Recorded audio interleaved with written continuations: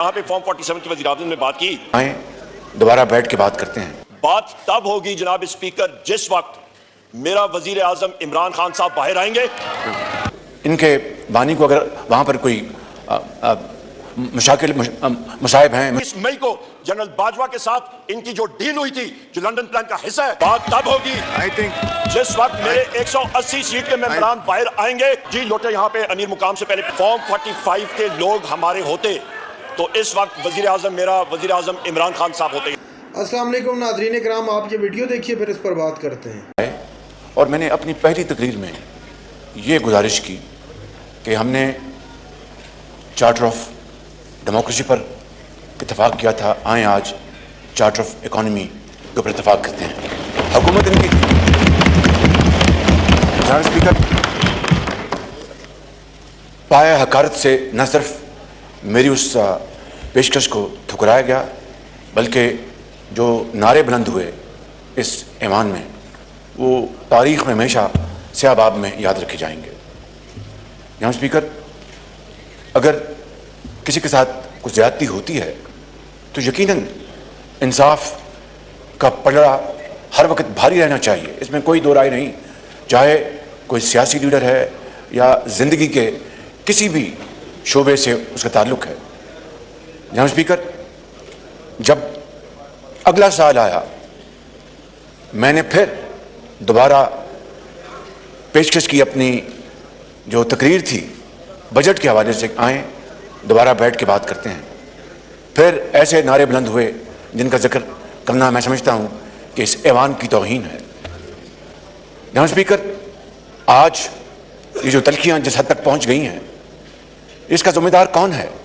ये आज मैं समझता हूँ कि 76 साल बाद हम ऐसी जगह पर पहुँचे हैं कि एक दूसरे से हाथ मिलाने से भी अब झिझकते हैं। इसी मुल्क में वो ज़माना था कि असम्बलियों में बड़ी तनकीद होती थी, बहुत ज़्यादा मुखालफत में बातें होती थी, लेकिन वो ज़माना था जब सियासतदान एक दूसरे के दुख और सुख में शरीक होते थे। जनाब स्पीकर, आज अगर इनके बानी को अगर वहाँ पर कोई मुशाकिल मसाइब हैं, मुश्किलात हैं, तो बताएं, बैठ के बात करें। मैं आज फिर कहता हूँ, आएँ बैठ के बात करें। और अली मोहम्मद साहब ने अपनी जज्बाती तकरीर में जो जिन बातों का जिक्र किया, काश वो ये भी जिक्र कर देते कि जिस दिन मेरी वालदा मोहतरमा का इंतकाल हुआ, मैं जेल में था और मैंने जनाब स्पीकर सुब्रन को कहा कि आज तारीख़ है, मेरी वालदा का इंतकाल हुआ, वो लंदन में है, उनकी वहाँ से मीत आनी है, तो मुझे आज मैं दरख्वास्त लिख देता हूँ, मुझे आज आप छुट्टी दे। उनके लिए मुमकिन नहीं है, ऑर्डर आया कि आपको जाना है, लेकिन आप जाएंगे, हाजिर लगा के आ जाएंगे। मैं चला गया और वही गाड़ी, मैं यहाँ पर अपनी ज़ाती तकलीफ़ का रोना नहीं रोना चाहता। इनको पता है कि वो जो ख़तरनाक कैदियों की गाड़ी मुझे क्यों दी गई थी कि मेरी कमर को मुकम्मल तौर पर उसको ज़ोफ़। मैं गया वहाँ पर, अदालत में गया, मेरा ख्याल था कि वो जज साहब कहेंगे कि आपकी वालदा का इंतकाल हुआ, आप क्यों आए हैं, हमें आप चले जाएँ वापस। हम खामोश रहे, बैठे रहे। हमारे लॉयर उठे, उन्होंने कहा जी कि आज अगर आप इजाज़त दे दें तो। उनके नहीं, मैंने आज बुलाए में विटनेस, हर सूरत बयान रिकॉर्ड होगा। जनाब स्पीकर, मैं आपको अर्ज़ करना चाहता हूँ कि बात बहुत लंबी हो जाएगी। ये ख्वाजा आसिफ साहब बैठे हैं, ये राना सनाउल्लाह बैठे हैं, इनको ज़मीनों पर लटाया गया, इनको खाना, ये तो देखिए फ़ैसला इनको कबूल है या नहीं है, या मुझे कबूल है या नहीं है, लेकिन अगर एक फ़ैसला आता है तो एक अंडर ट्रायल कैदी, अली मोहम्मद साहब मुझसे बेहतर जानते हैं, अंडर ट्रायल कैदी और जो जिसको सज़ा मिली उसके जो हकूक़ है, जेल में फ़र्क है। मैं उसमें भी नहीं जाता, लेकिन ये अंडर ट्रायल थे, हम सब अंडर ट्रायल थे। ज़मीनों पर लटाया गया, खाना घर से नहीं लाने दिया गया, दवाइयाँ बंद की गईं। मैं कहता हूँ कि मैं किसी सूरत भी नहीं चाहता, मैं यहाँ पर ऐलान करता हूँ बरमला आपके सामने पूरे मुअज़्ज़ज़ ऐवान को गवाह बनाकर कि हम नहीं चाहते कि इनके साथ किस तरह की ज़्यादती हो जो हमारे साथ होगी।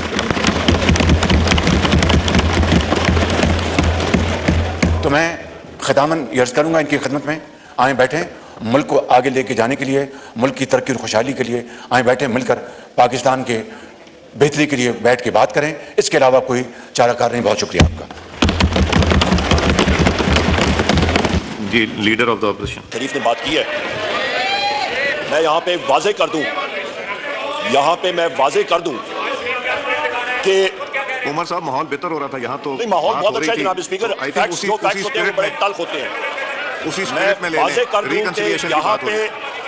فارم 45 کے لوگ ہمارے ہوتے تو اس وقت وزیر اعظم میرا وزیر اعظم عمران خان صاحب ہوتے یہاں پہ, پہلی بات. ٹھیک, نمبر دوسری بات, جی لوٹے یہاں پہ امیر مقام سے پہلے پوچھے, وہ پی ایم ایل کیو میں تھے, آپ کے پاس آئے ہوئے ہیں ابھی, پہلے یہاں سے شروع کر لیں.